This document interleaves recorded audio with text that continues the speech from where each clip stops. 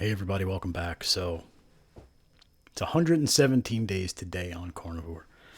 I do not have any I don't have any weight updates for you because I'm in that zone, that same zone.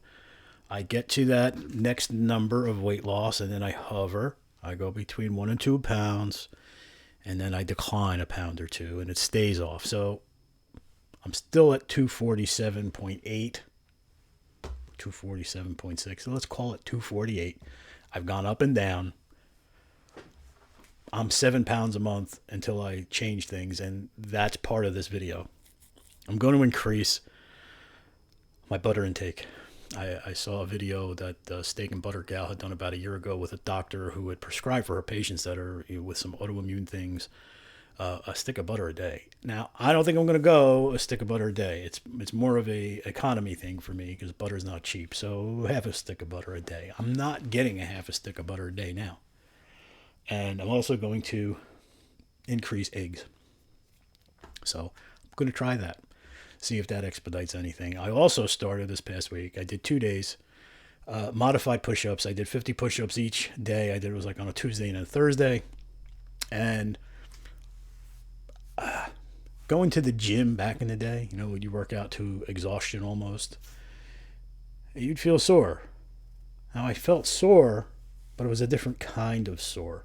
Like you would have to poke me in those spots, so your triceps basically and your lats, right, for push-ups. You would have to poke me. Oh, that hurt. But the normal movement of doing anything, I had a little soreness, but it wasn't quite the extent of like, oh, I shouldn't do that because it's sore. I don't know, just me. So I'm going to continue that, and I'm doing modified push-ups. So I'm on my knees. I have a sciatic problem, which now might not be such an issue being on the carnivore diet. I don't want to poke the bear, so I do modified push-ups on my knees. I do 3 sets of 15, like in a palms are in, palms are shoulder, and then outside, and then I do an extra 5 in that set. So feels pretty good. Actually feels like there's tone coming already, which I don't know. Maybe it's just my brain is playing tricks on me, but I'm going to continue that, and I'm going to now add half a stick of butter a day. Excuse me, I'm pulling up my pants that are falling off. And see how that goes, and increase butter. And I'll try that for like 2 weeks, see if that does anything. So that's that news. I did a video of my cheeseburger meatloaf recipe. And I already know I'm going to I can already tell because of some of the ingredients that are in it, I might catch a little flack for it. And I really don't care. This is my carnivore diet journey. It's not everybody's. And there is no blanket answer for everybody who does carnivore. Everybody modifies it their way. That's my particular recipe for that meal. I don't eat it all the time. But if you like McDonald's cheeseburgers, this is how I made it. That's all. So crucify me, don't. I think I used the words crucify me in the video, or don't. But it's not going to be for everyone. So that'll be out next week. This week, which brings me to really you know what? Let me do this first. So the response to my first video, subscribership went up, viewership went up. It put me in a tier where I can now offer memberships, or like paid memberships. And this past week, on top of what I'm going to speak about next, my hell week from work, thinking about this, I'm not in this for the dollars.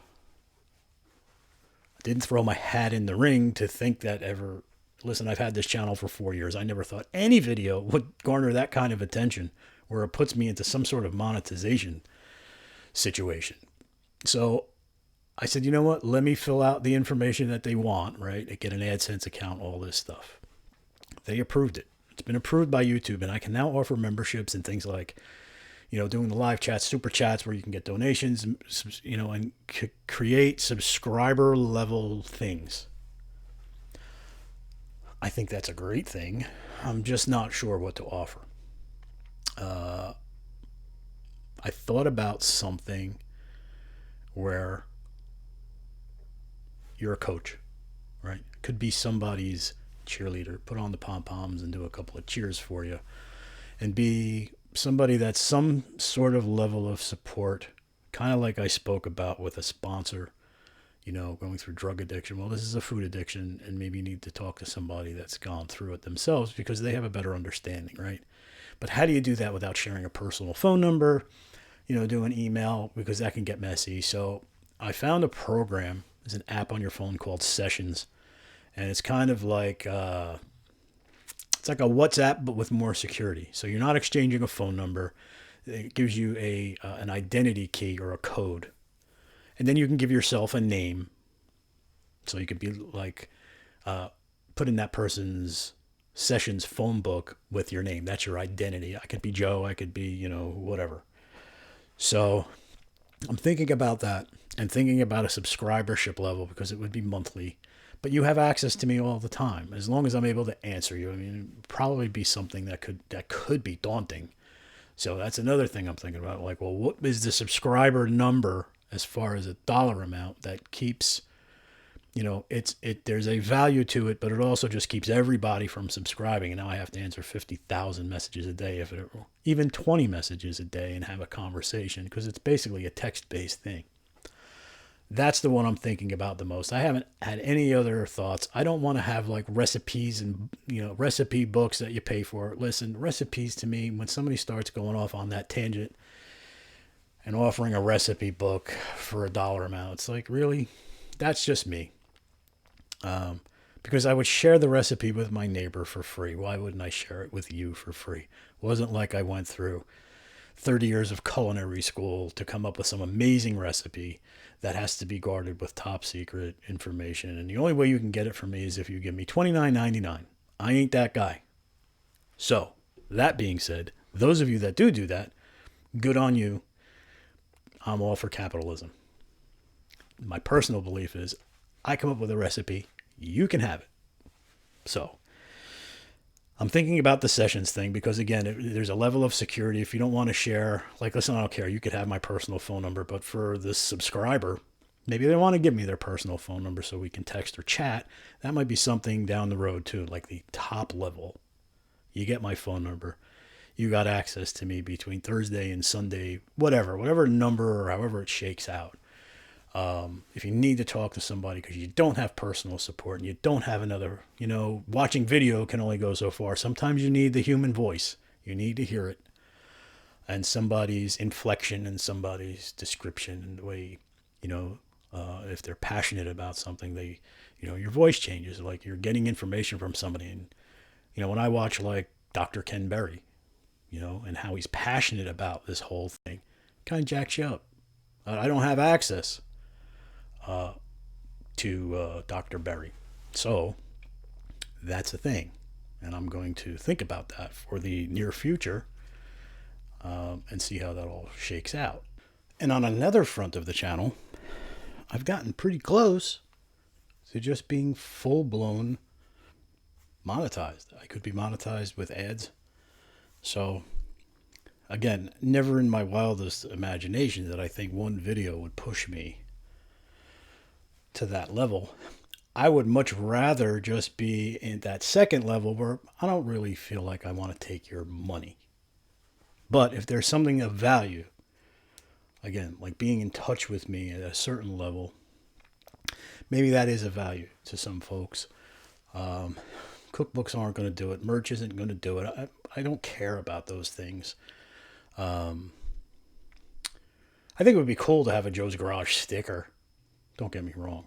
But making t-shirts and, listen, if it was my only means and I was being just a content creator, yeah, I could see it. So I understand it. The capitalism gain is great. And, being content creators now is apparently a thing because there's a lot of them. I just want to make sure my content is of value.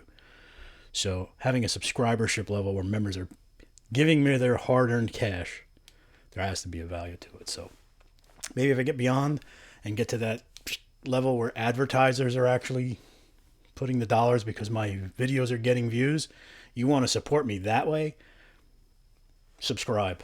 I won't need to do memberships. I really don't feel the need to do memberships now unless it's really a personal one-on-one level and think I could really help in that fashion. So, but thank you for the subscribership to get me to that first level. It was something I never thought of. And while it's in my head, it's not super important. But leave me your comments. If you think that sessions thing where you have that level of security where you're not giving me your phone number, I'm not giving you mine, and we can still be in contact, and I could be of someone of value to your any part of your journey, the beginning, the middle. If you're 300 days into it and you just want to bounce ideas over somebody else's head, let me know. Leave comments about all of that, because I'm not going to do it unless there's a positive feedback. So, along with that, somebody had mentioned in a comment that, hey, maybe a name change for the channel is in store. So listen, if things blow up off the charts and it really starts to turn into the carnivore thing, then maybe I go down that path and maybe have a change. Till then, it's going to stay the way it is. But somebody did mention it. And maybe if it, listen, you put your comments in. Comment on that as well. Let me know what you think about that also. So that's been really crazy. The other crazy thing, not real crazy, but there's been some comments because in my original video, I said that my doctor said to me when I had my first blood work reviewed, where he had to sign off on it so I could submit it, your A1C is 5.4. You're getting to be that pre-diabetic level. So there's been a few people that have said things, and it's kind of irritating because it means to me they didn't really watch the video or didn't get the grasp of that first video. So no, maybe 5.4 is still in the normal range, but it's creeping up to the pre-diabetic level. When should I have made the change? Should I have waited until it got to 7.6? That's the point of that video. And that's irritating because that means people don't comprehend things. So that might be normal for you. And you might be the person that says, well, I'm okay. I'm still 5.4. I can keep going. I didn't want to keep going. You understand now? And I'm sorry if that seems like I'm being a little bit fiery about it. But this is my life. Okay, so it might be normal in the ranges on the charts, but if I kept going, I think I even said it in the video, I would have become the next statistic of type 2. So please understand why I'm saying it this way. This is my carnivore journey, my diet, my life. When should I have made the change? When would you have made the change? So if you can tell me, what number would have been okay for you? So comprehend what people say. There's a big comprehension problem all over. Okay, so that was irritating. I just wanted to clear that up. Now, back to the normal jovial me. And it may not even be jovial. It was a tough week this week for work. And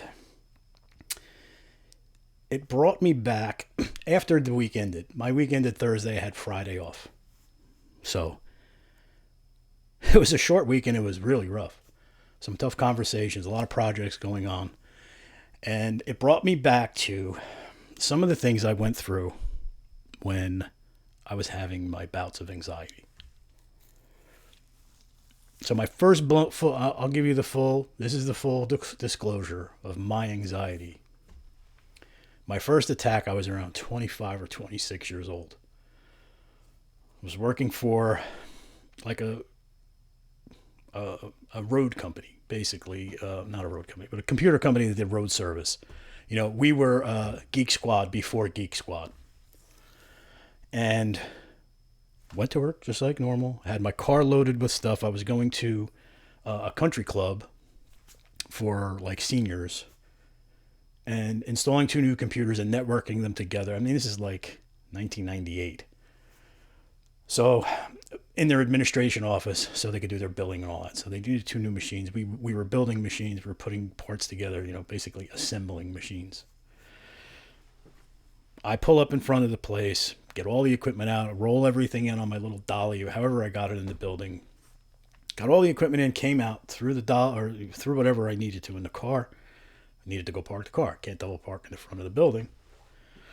Park the car. As I'm walking in, I remember being like, this is a great day. You know, the sun was out, I had my coffee, right? It felt like somebody stuck their fist in my mouth, shoved it down my throat, and went like that. I had no breath. I couldn't take a breath. I couldn't expel the breath. I didn't feel lightheaded. I didn't feel pain. I didn't collapse, but I couldn't catch a breath. I couldn't expel a breath. Maybe it seemed like it was like 5 seconds. It could have been a second. And then finally, release the air. Heart's racing. Now, what's funny about it is, you would think somebody in a technical field that stated to you 1 and 1 has to equal 2, right? In my previous video. In my head, I went, geez, I wonder if I just had a heart attack. Well, you know, stupid, if you had a heart attack, you wouldn't have continued your job. You wouldn't have gone in and put the computers together, right? You would have called 911. So I shrugged it off because, you know, I wasn't on the ground. And obviously my eyes weren't closed. And I wouldn't have known if I was dead anyway. Shrugged it off, but now it's in my head. What was that? Talked to my mother, who I knew suffered with anxiety. I remember her having anxiety attacks as a kid. Spoke to her about it. She goes, "Yeah, you probably had an anxiety attack. You know, what's under your skin? You know, just mom talk, right?" So I didn't feel right for a few days. I just felt disconnected because now that's on my brain. 1 and 1 ain't equal and 2. Why did that happen to me? And I'm still breathing. Maybe I could have had a mild heart attack, right? So I go to the GP. I have all the tests, right? He sat in his office that you didn't have a heart attack. You had an anxiety attack. I can tell you by looking at you, taking your blood pressure. My doctor's a cardiologist, the same doctor who discovered 5.4 in my A1C, right? So I've been going to him for years. All right, what do? Well, I want you to come in for a stress test anyway. And maybe you need to talk to somebody. Okay. But prescribed, I even forget what it is, alloprozolam? What is that? Xanax, right? And that's how I started down that road of discovering what the triggers were for me with anxiety. I also found out that once you understand that when you feel the onset of an anxiety attack and you get smart to it and say, I know you're not going to do this to me now.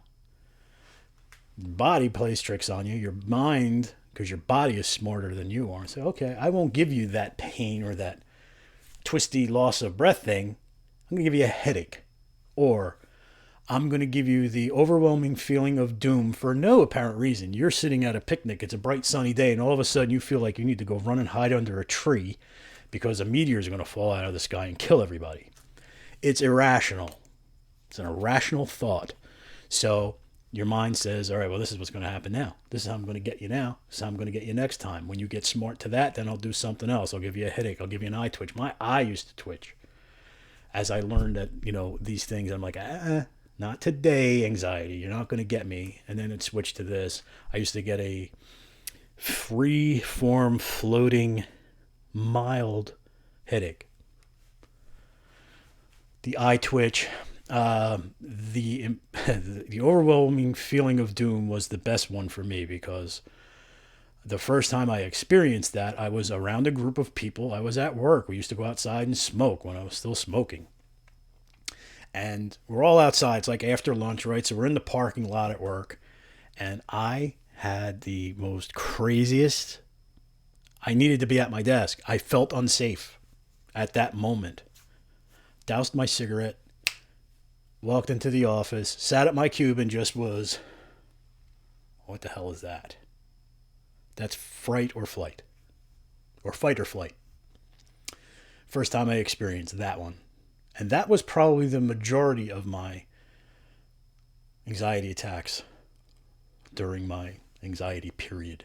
It was always the fight or flight response. Something was going to happen, which translated into now my fear of going over bridges, because in my head it played cinematically like a movie. If you ever saw a movie where cars, a bridge collapses or Godzilla comes flying out of the ocean and tears the bridge, like that was going to happen. It's an irrational thought. Your mind just takes all of these things that you worry about and these energies that are negative and turns it into this irrational fear that comes out physiologically in most. People suffering from anxiety aren't anxious. Not all. I'm not an anxious person. I'm not sitting around on edge all day like a chihuahua. Okay, what's next? What's next? What am I going to do now? I'm very calm for the most part. So I learned that about anxiety. It doesn't mean you're an anxious person. You're always on the edge of your seat. And that most times you have your anxiety attack when you're at most calm levels in your brain. When all of the walls and issues are not being thought about, that's when the anxiety can creep in and goes, guess what? Godzilla's going to knock the bridge down. And you go, shit, I better bail. So I dealt with that for quite a while. So the Xanax helped me focus and keep my eyes on the prize. Going to work was the best thing I ever could do because it kept my mind occupied all day. But come to find out, and this happened, there was a little hindsight to this too. I found that while talking to some friends and family that have gone through this, that my big, which it wasn't a conscious thing for me until it was mentioned. Somebody brought it up and said, you spend a lot of time with a lot of these friends. You have a lot of friends.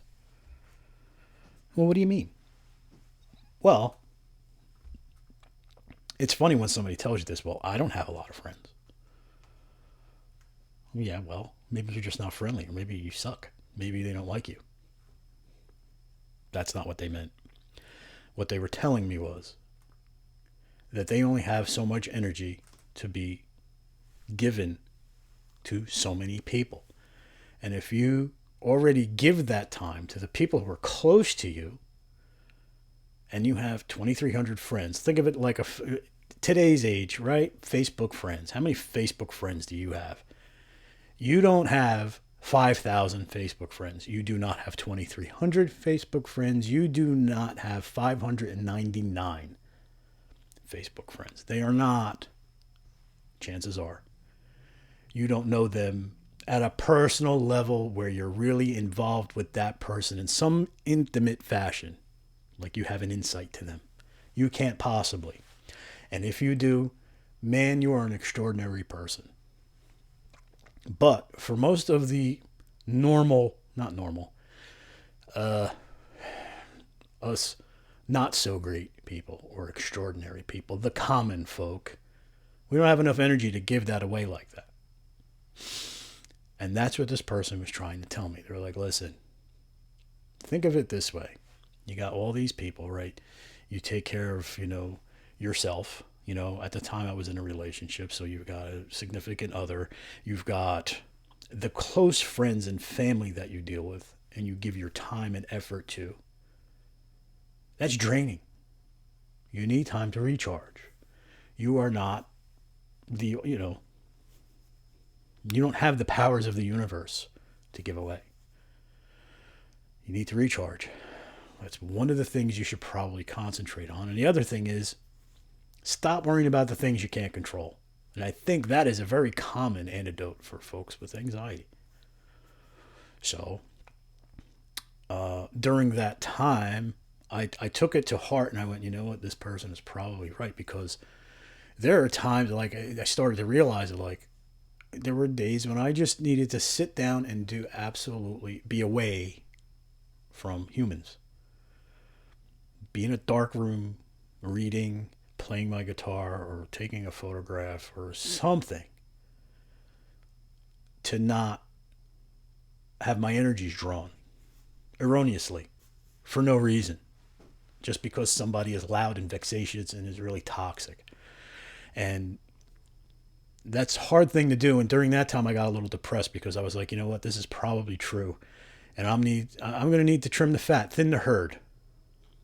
And that's hard to do, especially if, even if the person that you can consciously think about, so yeah, well, that person kind of really twists my panties every now and then. It's just tough to be around, and just, it draws on my energy level.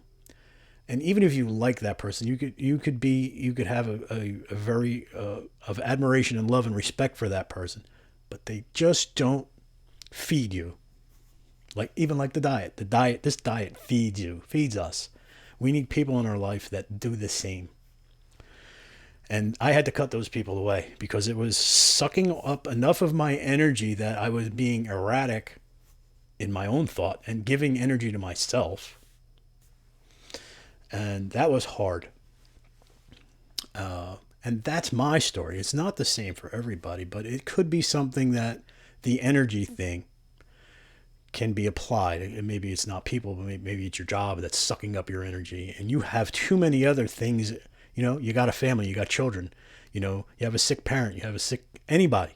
You're the caregiver at some point, or in some aspect, and you need your energy to give away to help. That's me. That's I don't want to say I'm a caregiver, but I genuinely have a broader appreciation of people in my life, especially if they've already given it to me. Now I want to give it back. There's a mutual admiration and respect. And even for strangers, sometimes you're a little leery, especially these days. But back in the day, it was funny. My grandmother used to tell my mother that she used to attract the strays of life. And that apple didn't fall far from the tree. I had some people that I took in under, my wing that needed help. And some of them weren't the greatest choices. But I could put my head on the pillow at night to say, well, I tried to do something for this person. And whether I got smacked in the face or they took advantage of me or whatever, I'm not going to change that. I'm a little smarter these days about who gets that attention. Not everybody needs to be saved or to try and help. Sometimes you just need to stay out of it. So it was hard to go through that and cull that list and say, you're kind of just an acquaintance. You're kind of somebody that drags on me a little bit. And you narrow it down. And I'm, these days, if I have like the inner circle is probably 6 that get my undevoted attention whenever they need it. Which is something when I just spoke about now. I want to be able to be giving a subscriber quality. I want to be able to give them a quality attention, which is why I find it hard to say, well, separating you from your bucks is, unless it's a quality driven thing, I don't want it. I'm not really interested in it. So this is all kind of intertwined here. So my week at work was shit. A lot of tough conversations, a lot of things were going bad. So it made me reflect on all of these things in regards to anxiety. Now, I've already conquered most of it. I know what the triggers are. I already, I thinned the herd, which was the big thing that was drawing on my energy, which didn't leave me a lot of energy for other people or other things, and including myself. You have to be a little selfish. You have to be able to know when to pull the plug or when you're not available. So I went through all of that. I recalled all of that this week, and I thought to myself, gee, I wonder if 25 years ago, if I was on the carnivore diet, if the evolution of how I got better and how fast or how slow, if that would have changed. I don't know. I think it would have, because this week was really hard. And I just had these moments of just like, oh, well, I guess we're all, because we're all dealing with it. It wasn't an attack on me personally. It wasn't coming down to me having to me solely focusing my energy on trying to resolve an issue. It's a team problem. And it also made me recall I was working for a different company back in like 2011, but a tech involved job. And um, I was invited to sit in on what they call an OC meeting, an operational committee meetings, and that was usually senior management, the big brass that walked around in their suits and ties and controlled the money, controlled the decisions, and had a lot to say and had a lot to do with functionality and operations of the business. So they used to invite from the IT department, from all the departments, what they called like their material experts, MEs or something that I forgot what their definition was. So in this particular arena, I was one of the ones chosen. Now I'm sitting around, I'm wearing my geeky khakis, right? My khakis and my button-down polo shirt or whatever. These are all suits. These are people who make the decisions. Okay, these are the people with the clout. And you'd be amazed in some of these meetings the way they spoke to each other. It was shocking at first. And I'm telling you this because the first couple of meetings I was in on, he was like my senior management person. He was a vice president. Well, what do you think of this? I'm like, I can't believe you guys talk to, and women too. You guys, you talk to each other like sometimes it felt like a locker room. F this, F that, which, I cuss like a sailor. That wasn't the verbiage. It was that the way it was being addressed and pointed out to people. And he's like, listen, that's just kind of the way. It's high tension. It's high, there's a lot of things going on. Well, a lot of planes in the air. I always use that expression. And that's probably where I got it from. A lot of planes in the air. Things are going out 100 miles an hour. Nobody in that room hates each other. And sometimes we speak that way to get a point across because you're passionate about something, or this needs to, you're not listening, effing listen to me, that kind of thing. He said, but do you feel like you needed to jump in to de-escalate? And I'm like, well, I wasn't sure, but I figured, you guys all survived. I'm a newbie at this. I'm just going to let it go. And, I'm glad you asked me what my opinion was. He goes, listen, here's a nugget for you. In any situation where there's any kind of controversy or there's an escalation, or even somebody's just, in your own family, people are getting in a heated argument over politics or religion or whatever, I want you to remember this and write it down if you need to. Does something need to be said? Does something need to be said right now? And does that something need to be said by me? He says, I want you to think about that. And it hit me immediately, like, well, that's the way I either get myself out of the situation or in it. And then points in between can be evaluated, as you go through whatever it is that you're dealing with in the immediate, whether it's a conversation or an argument or whatever. And that stuck with me to this day. And I used that a lot this week. Does something need to be said right now? Or does something need to be said? Does something need to be said right now? Or does something need to be said by me?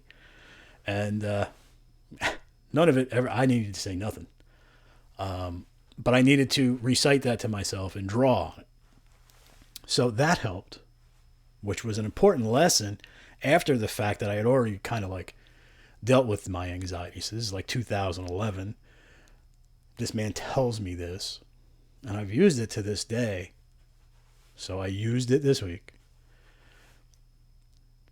The diet helped. There's absolutely no doubt in my mind, because I think even if I had said that to myself today while still eating the standard American diet, I don't know that I would have been able to really talk myself off of the ledge, so to speak, on my own. I would have probably needed to excuse myself, maybe call somebody, and we actually did. There were a couple of folks that got in touch with me. They reached out to me because they needed to vent. And they were personal conversations about the job. And I talked them in from the ledge. But it still makes me wonder, like going through all of this week, makes me wonder if I had known about the diet 25 years ago, if my recovery or getting better with my own anxiety and dealing with it without medications and continuing to going to doctors, if it would have been a difference. I think it might have. And the reason I'm spilling this out is because there's a lot of folks out there that they've already given their testimony. You know, Kerry from, Homestead How. His testimony to me is mind-blowing. If you've never seen him, go find him. Just amazing. Anxiety and depression all rolled into one. And now he is one of the advocates of this whole diet and creating a movie about the diet. It's just an amazing transformation. And he's so jacked up about all of this. The energy that he gives off, you know. So, you know, it made me think this week. It really kind of put a couple of things in focus. So, even if you don't jump straight into full-blown carnivore, if you just modified your diet a little bit, I think if I'd have known that, forget about full-blown carnivore, even if I knew about keto or just an elimination, stop eating processed food. Do it for 2 weeks. No chips, no bagel, no bread, no pasta. Do it for 2 weeks, see if you feel any different. Now, compound it. Get rid of the sugar. Or, like keto, you monitor it. Less than 20 carbs or 20 or less. And, you know, less than 5 grams of sugar. Whatever your numbers were being on a keto plan, whatever was working for you. Just start an elimination. Anxiety is not the end. It's basically the big message here. Some of it is irrational. You know, some of it there could be clinical issues, and you're going to have to go through that if it is. If there's no other way, medications don't work. If talking to somebody with a white jacket and a plaque behind their desk, so they're taking notes and speaking with you about your problems, if that's not working, if there is just something that can't be overcome, that's different. But I think the most of us that suffered, and listen, I speak about it like I'm over it. I could have a freaking total full-blown anxiety attack 3 weeks from now for whatever reason. All I'm saying is I got control of it early because, again, I think I'm lucky enough because 1 and 1 always has to equal 2. I need to get to that. That's it. That's the ticket. That's what I need to do. And even if it's not what I need to do, at least I can say, well, I tried this. I was okay, but there's something else. So it's a hard walk because sometimes you're going to have to do it by yourself. You're going to have to dig deep. You're going to have a lot of internal conversations with yourself. The important thing is not to make yourself sick over it. You're not crazy, okay? You're not out of touch.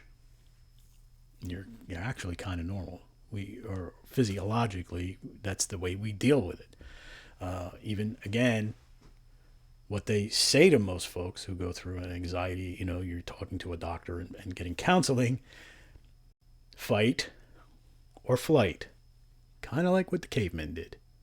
What happens if they were being chased like by a mountain lion? You're going to fight or you're going to split.